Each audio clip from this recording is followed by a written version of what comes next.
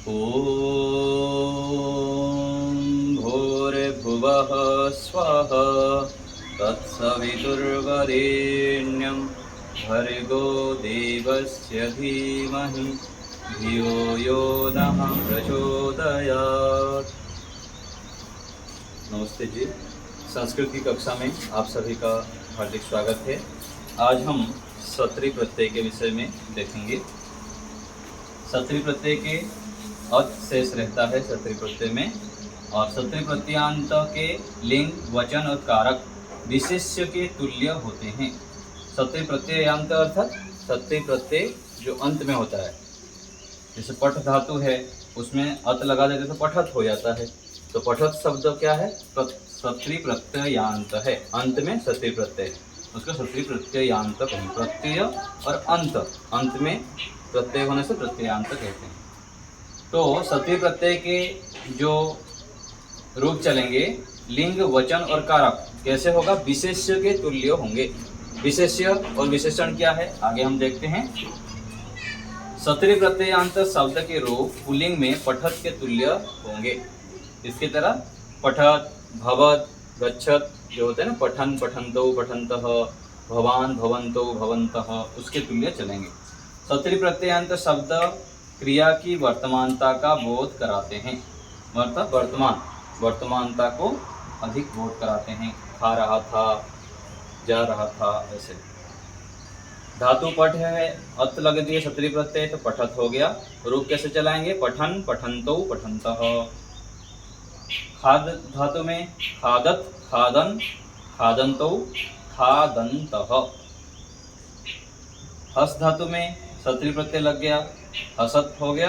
हसत के जब रूप चलाएंगे हम हसन, हसन्तौ, हसन्तः, ऐसे रूप चलाएंगे। वाक्य बनाएंगे, वह खा रहा था, सह खादन अस्ति। पहले हम क्या बनाते थे? सह खादति करते थे। यहाँ पर सत्री प्रत्यय लगा देंगे तो सह खादन अस्ति। वह पढ़ रहा है, सह पठन अस्ति, पढ़ रहा है, वर्तमानता को बता रहा है, वर्तमान में पढ़ रहा है। वे दोनों द्विवचन में, ये तो हो गया एक वचन में सह, और तौ हो गया द्विवचन में। वे दोनों हंस रहे हैं, तौ हसन्तौ स्तः। कौन हंस रहे हैं? दो व्यक्ति, दोनों हंस रहे हैं। तो यहाँ पर तौ होने से, द्विवचन होने से ये भी हसन्तौ हो गया। जैसे हसन, हसन्तौ, हसन्तः, तो द्विवचन में हसन्तौ, तौ हसन्तौ स्तः। यहाँ भी अस्ति था एक के लिए, यहाँ पर स्तः हो गया दो के लिए। वे दोनों जा रहे हैं, तौ गच्छन्तौ स्तः। यहाँ पर भी द्विवचन, यहाँ भी द्विवचन और यहाँ भी द्विवचन। तौ हसन्तौ गच्छन्तौ स्तः, यह हो गया द्विवचन में। एक वचन, द्विवचन। बहुवचन में देखेंगे, वे सब जल पी रहे हैं, ते जलम पिबन्तः सन्ति। गच्छन, गच्छन्तौ, गच्छन्तः, पिबन, पिबन्तौ, पिबन्तः। तो यहाँ पर बहुत होने से वे सब जल पी रहे हैं, पिबन्तः सन्ति। वे सब खेल रहे हैं, ते क्रीडन्तः सन्ति, वे सब खेल रहे हैं। यहाँ भी क्रीडन, क्रीडन्तः हो गया बहुवचन में। हंसते हुए बालक को देखो, यहाँ पर विशेष्य विशेषण आया। तो ये बालक कैसा है? बालक है विशेष्य, और हंसते हुए बालक क्या हो गया? हंसते हुए बालक ये विशेष्य के अनुसार विशेषण हो गया। यहाँ आया था ना ऊपर, विशेष्य के अनुसार होता है। तो ये हंसते हुए बालक, बालक है विशेष्य, और ये हंसते हुए क्या हो गया? विशेषण हो गया। तो विशेष्य क्या है? कर्म है, और प्रथमा विभक्ति है, और पुल्लिंग है। ठीक है, तो ये भी पुल्लिंग में है, और विभक्ति भी इसकी तरह ही है, और वचन ये एक वचन है, ये भी एक वचन। तो बालकम, तो बालकम द्वितीय विभक्ति एक वचन है, इसलिए यहाँ पर हसन्तम भी द्वितीय विभक्ति एक वचन हो गया। हसन, हसन्तौ, हसन्त, हसन्तः, फिर द्वितीय विभक्ति में हसन्तम, हसन्तौ, हसतः, ऐसे होता है। तो यहाँ पर द्वितीय विभक्ति एक वचन में क्या हुआ? हसन्तम बालकम पश्य, हंसते हुए बालक को देखो। ऐसे ही खाते हुए बालक को देखो, खादंतम बालकम पश्य, बालक विशेष्य है, इसलिए यहाँ पर भी विशेषण भी उसी प्रकार से हो गया। खादंतम बालकम पश्य। जाते हुए बालक को बुलाओ, जाते हुए दो बालक को, यहाँ द्वितीय ये हो गया प्रथमा विभक्ति एक वचन, प्रथमा विभक्ति द्विवचन, प्रथमा विभक्ति बहुवचन। यहाँ आ गया द्वितीय विभक्ति एक वचन हो गया, हम देख लिए। ये द्वितीय विभक्ति द्विवचन में जाते हुए दो बालक को बुलाओ, तो गच्छन्तौ बालकौ आह्वयतु। यहाँ पर गच्छन्तौ हो गया, द्वितीय विभक्ति द्विवचन में है। यहाँ पर गच्छन्तौ बालकौ आह्वयतु, बुलाओ। ये जो आह्वयतु है ना, आह्वयतु का उच्चारण कैसे करेंगे? आह्वयतु ऐसे बोलेंगे। आह्व आधा है, व पूरा है, आह्वयतु। यहाँ पर आह्वयतु, आह्वयतु ऐसे उच्चारण करेंगे, आह्वयतु, ह आधा रहेगा। और एक यहाँ पर देखिए अंत में, हंसते हुए दो बालक को देखो। दो बालक, हंसते हुए दो बालक, तो हसन्तौ बालकौ पश्यतु। हसन्तौ दो हंसते हुए बालक को देखो। तो ये द्वितीय विभक्ति द्विवचन में हुआ। आगे देखते हैं द्वितीय विभक्ति बहुवचन में। पढ़ते हुए सब बालक को प्रश्न पूछो। पढ़ते हुए सब बालक को प्रश्न पूछो। तो यहाँ पर पढ़ते हुए जो है ना बालक को, तो बालकान है, बालकों को, तो द्वितीय विभक्ति बहुवचन में है। तो विशेष्य में द्वितीय विभक्ति बहुवचन होने से यहाँ पर विशेषण पढ़ते हुए जो है इसमें भी द्वितीय विभक्ति बहुवचन है। पठन पठन्तौ पठन्तः, द्वितीय विभक्ति में हो जाएगा पठन्तम पठन्तौ पठतः, गच्छतः खादतः, ये द्वितीय विभक्ति बहुवचन में। तो बालकान द्वितीय विभक्ति बहुवचन है, ये भी द्वितीय विभक्ति बहुवचन में। पढ़ते हुए बालकों को प्रश्न पूछो, तो पठतः बालकान प्रश्नम पृच्छ। तो ये विशेष्य द्वितीय विभक्ति बहुवचन में होने से विशेषण भी द्वितीय विभक्ति बहुवचन में होगा।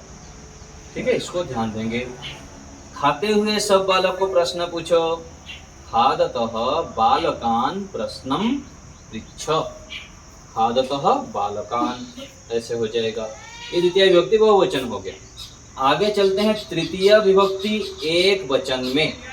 तृतीय विभक्ति एक वचन में, तृतीय विभक्ति कौन से अर्थ में होता है? सात अर्थ में। तो जाते हुए बालक के साथ राम जा रहा है। जाते हुए बालक, बालक यहाँ पर क्या है? विशेष्य है। विशेष्य तृतीय विभक्ति एक वचन में होने से विशेषण में भी तृतीय विभक्ति एक वचन हो रहा है यहाँ। तो केवल बालक के साथ बोलते तो बालकेन सह हो जाता, और जाते हुए बालक होने से यहाँ पर गच्छत शब्द के तृतीय विभक्ति एक वचन हो गया। गच्छता, खादता, हसता, लिखता। तो यहाँ पर जाते हुए होने से गच्छता बालकेन सह रामः गच्छति। जाते हुए बालक के साथ गच्छता बालकेन सह रामः गच्छति। ऐसे ही पढ़ते हुए बालक के साथ मैं हूँ, पठता बालकेन सह अहम अस्मि। पढ़ते हुए बालक के साथ मैं हूँ, ये हो गया तृतीय विभक्ति एक वचन में। और भी देखते हैं तृतीय विभक्ति एक वचन में। हंसते हुए बालक के साथ कौन है? हसता बालकेन सह कः अस्ति। तो बालक में तृतीय विभक्ति एक वचन है, इसलिए हसता भी तृतीय विभक्ति एक वचन है। हसत शब्द के ये तृतीय विभक्ति एक वचन है। खाते हुए शिशु के साथ वह बैठा है। खाते हुए शिशु के साथ, शिशु के साथ ये तृतीय विभक्ति है, इसलिए यहाँ पर खाते हुए में भी तृतीय विभक्ति हो गया। तो खादता शिशुना, शिशु शब्द के से गुरु शब्द के गुरुना होता है, ऐसे ही शिशु शब्द के तृतीय विभक्ति एक वचन में शिशुना। तो खादता शिशुना सह सह तिष्ठति, वह बैठा है। खाते हुए शिशु के साथ वह बैठा है। खादता शिशुना सह सह तिष्ठति। खेलते हुए बालक के साथ राम खेल रहा है। बालक कैसा है? विशेष्य बालक है, तो बालक के साथ, तो बालक में तृतीय विभक्ति, इसलिए खेलते हुए में भी तृतीय विभक्ति। क्रीडता बालकेन सह रामः क्रीडति, यहाँ पर सह जुड़ जाएगा। क्रीडता बालकेन सह रामः क्रीडति। पढ़ते हुए दो बालक के साथ मैं पढ़ रहा हूँ, ये हो गया तृतीय विभक्ति एक वचन में। अभी तृतीय विभक्ति द्विवचन, पढ़ते हुए दो बालक के साथ मैं पढ़ रहा हूँ, तो तृतीय विभक्ति द्विवचन में भवद्भ्याम, पठद्भ्याम, लिखद्भ्याम ऐसे होता है। तो पठद्भ्याम बालकाभ्याम सह अहम पठामि, पढ़ते हुए दो बालक के साथ मैं पढ़ रहा हूँ। ऐसे ही लिखते हुए दो बालक के साथ मैं पढ़ता हूँ, लिखद्भ्याम बालकाभ्याम सह अहम पठामि। ये द्विवचन में है बालकाभ्याम, इसलिए इसमें भी द्विवचन हो गया। आगे है बहुवचन में, तृतीय विभक्ति बहुवचन, जाते हुए सब बालक के साथ मैं जा रहा हूँ, तो गच्छद्भिः बालकैः।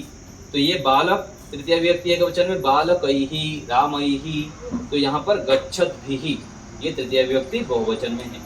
गच्छद्भिः बालकैः सह अहम गच्छामि, खाते हुए बालक के साथ मैं खा रहा हूँ, तो खादद्भिः बालकैः सह अहम खादामि, खाते हुए सब बालक के साथ मैं खा रहा हूँ। तो ये हो गया तृतीय विभक्ति बहुवचन। तो यहाँ पर हम आज प्रथमा विभक्ति से लेकर तृतीय विभक्ति तक देख लिए। आगे हम फिर चतुर्थी से सप्तमी विभक्ति तक करेंगे। तो इसको अच्छे से आप लिख लेंगे, जहाँ समझ में ना आए उसको फिर पूछ लेंगे। तो हमारे से जो केवल यूट्यूब के माध्यम से जुड़े हैं, हमारे जो लाइव कक्षा होती है गूगल मीट के माध्यम से, उसमें भी आप जुड़ के लाभ लें। तो डिस्क्रिप्शन में हमारा नंबर रहता है, उससे आप देख के हमको व्हाट्सएप करके जुड़ सकते हैं और पाठ्य सामग्री भी प्राप्त कर सकते हैं। तो आज यही रखते हैं। ओम